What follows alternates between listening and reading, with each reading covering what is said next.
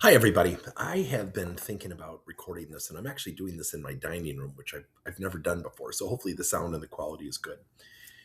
I think, after coming back from Training Magazine and coming back from all of the tools that are being shown, and AI is obviously very, very prevalent, I think about a fundamental thing when it comes to feedback, learning, performance, improved behaviors, increased collaboration, increased teamwork. Where does that start? Does it really start with the tools? Does it really start with the strategy? No, I think what we have to really not lose sight of when we have this huge influx of technology, innovation, and implementation is the fundamentals. And the fundamental is this: everything starts with self awareness.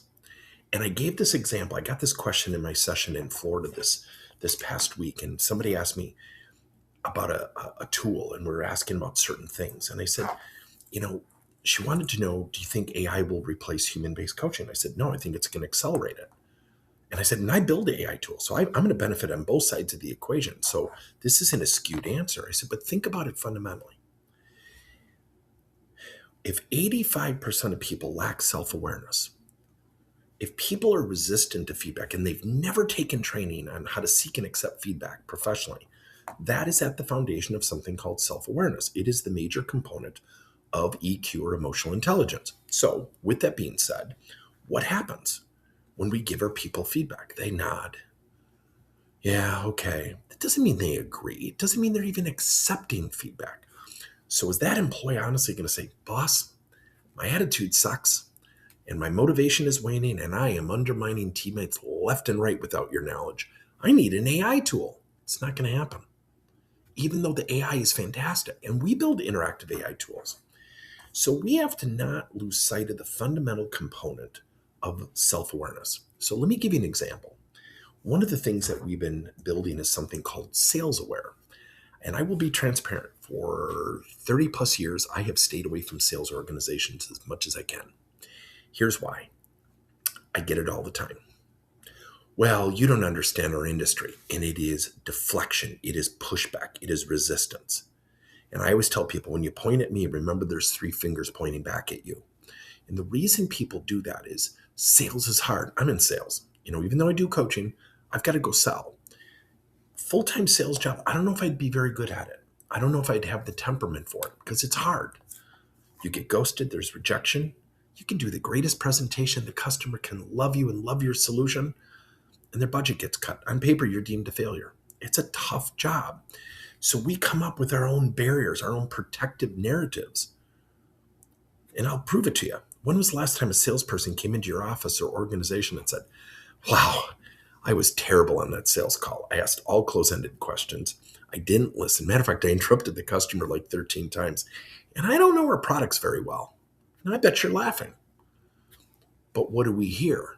Well, the customer they had already gone with someone. They didn't really give us a chance. Or the economy went south. And I just had this recently, and I've shared it on my podcast. Somebody said, well, you don't know our industry. And I said, no, I don't. And the guy kind of copped an attitude with me. And I said, oh, okay. I said, I don't know your industry. I said, do you? He goes, yeah, I do. And I go, and you're the one whose sales are low.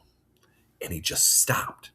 So ego, the tough exterior, crumbled in 2 seconds. And I said, so you have a choice right now. You can continue to deflect, point at me, blame me, come up with narratives.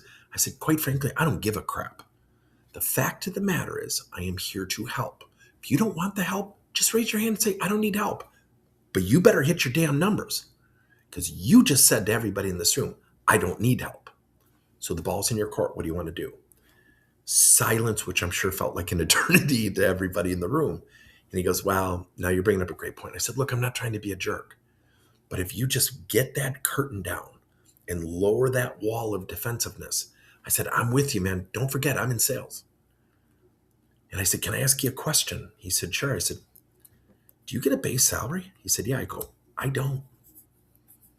I'm 100% commission, have been for 30 years. And it hit him. He goes, oh, I didn't even think of that. Right. As a consultant, I said, I don't get a guaranteed paycheck. And it makes things tough. Those are tough conversations. But it stems from he's lacking self-awareness. He's not a bad guy. because we have to build out those protective walls. We have to build out those protective narratives because it is a tough job. So we have built what we believe to be the first coaching driven platform by customers. It is the first customer driven coaching platform, is really the way I should word it, that actually provides during season, during sales, during each month, feedback directly to how the salesperson's performing in the eyes of the customer. I'm so excited about this, and we've already piloted it. The results have been great. If you're intrigued, let us know. Drop me a comment or send me a message on LinkedIn. But keep in mind, don't forget the fundamentals of how to give feedback, how to seek it, self-awareness, emotional intelligence components, because with all this influx of technology, those things are still very prevalent and should be present at the forefront. Good luck.